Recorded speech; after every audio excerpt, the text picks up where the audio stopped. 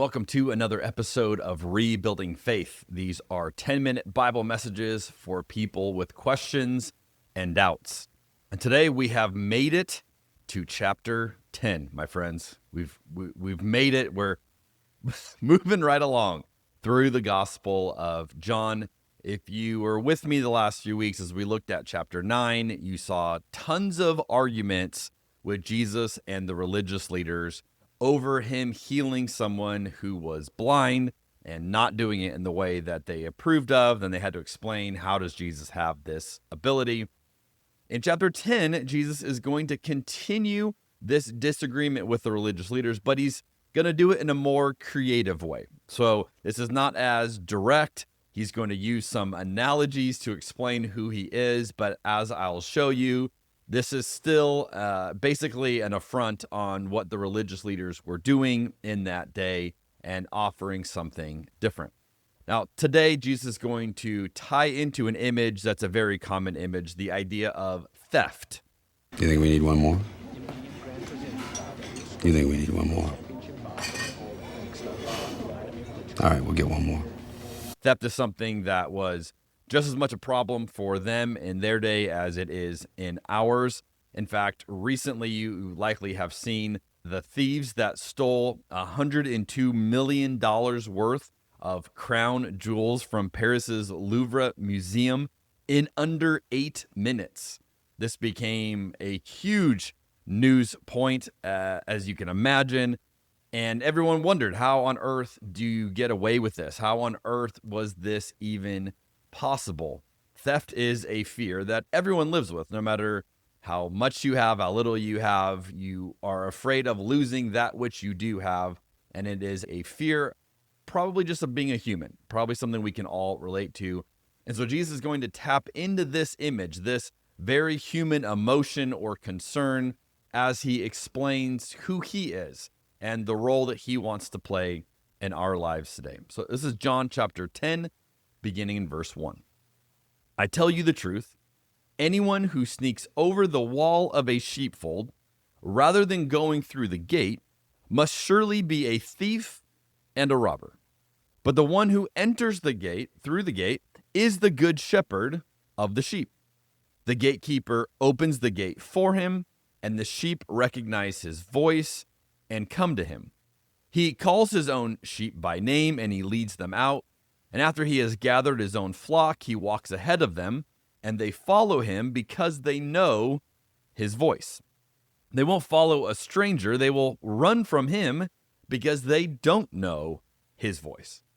And they might be thinking, why is Jesus suddenly talking about farm animals? Like, what's going on here? Why this transition? Well, he's creatively insulting the religious leaders. Yet again, he's back at it. And it's worth exploring a passage in the Old Testament, Ezekiel 34, to understand the image that Jesus is using. This is a callback to an idea that in Judaism they would have been more familiar with than we are today. Here's how Ezekiel 34 begins. This is the first 3 verses. Then this message came to me from the Lord. Son of man, prophesy against the shepherds, the leaders of Israel. Give them this message from the sovereign Lord. What sorrow awaits you, shepherds, who feed yourselves instead of your flocks? Shouldn't shepherds feed their sheep?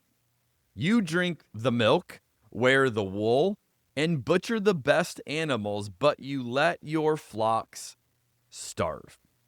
So in this whole chapter, in Ezekiel 34, you have this image about corrupt leaders being like bad shepherds, these shepherds who just take advantage of the sheep rather than having the sheep's best interest in mind. And it's calling out these leaders who are doing the same thing. Now, this sounds just as applicable, Ezekiel 34, to us today as it did when it was written more than 2,500 years ago. I mean, I can imagine quite a few members of Congress and Senate filling out, the criteria being mentioned here, that you drink the milk, you wear the wool, and you butcher the best animals, but you let your flocks starve. That seems to describe a lot of the way leaders are leading today.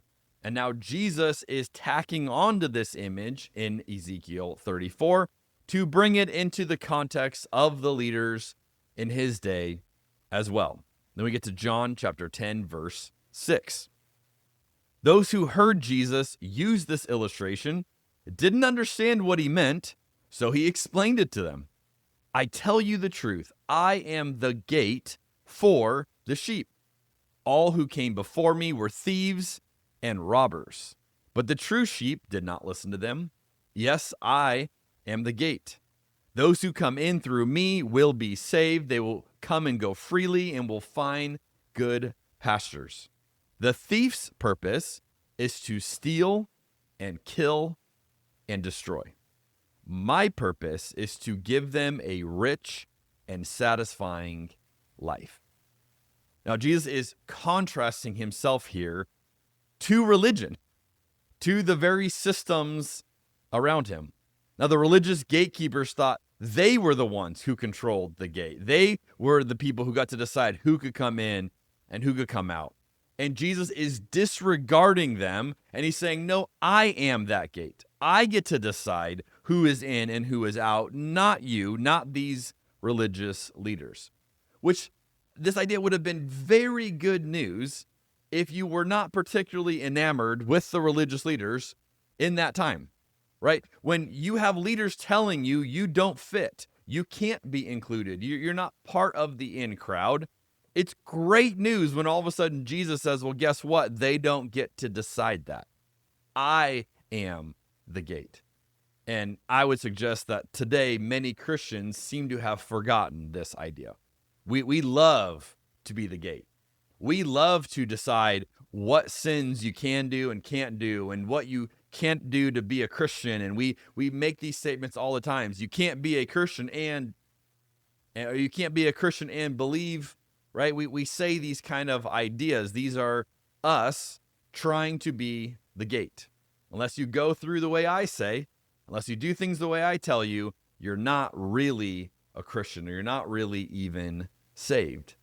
And yet Jesus is saying just the opposite. You are not the gate. He is the gate. Now notice the purpose that Jesus says as he defines it for us in verse 10. My purpose is to give them a rich and satisfying life.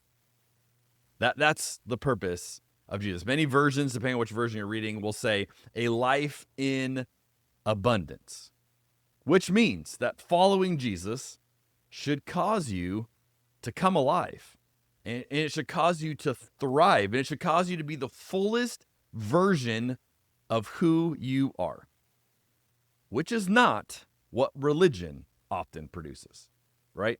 Religion often makes you conform, makes you fit in, makes you mute down versions of yourself in order to be a part of the community and not stand out.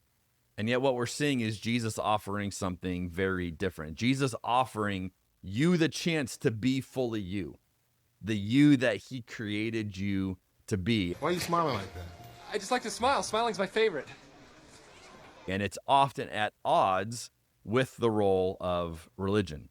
So we don't live in fear of God or fear of hell, of not being enough or not fitting in right or not believing the right way. No, we follow Jesus because he is inviting us to thrive, to experience a different kind of life as we allow him to be the gate, rather than any person around us who wants to serve in that role. I'll close with something that the author Ann Voskamp has said that I think is such a beautiful image.